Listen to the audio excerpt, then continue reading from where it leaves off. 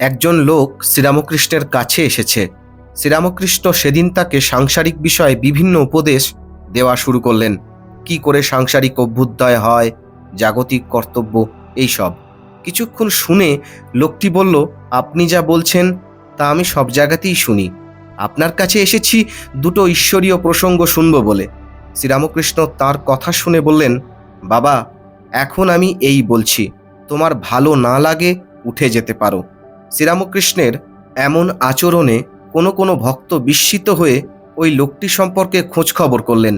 সংবাদ পাওয়া গেল লোকটির চাকরি নেই, ঘরে খাবার নেই, বিবাহযোগ্য কন্যা আছে। ভক্তেরা বুঝলেন এমন লোককে ঈশ্বরীয় কথা বললে কোনো কাজ হতো না। শ্রীরামকৃষ্ণ বোঝেন কার কি দরকার, কার ভেতর কি আছে, তাই তাকে কর্মের উপদেশ, সংসারের কর্তব্যের কথা বলেছেন।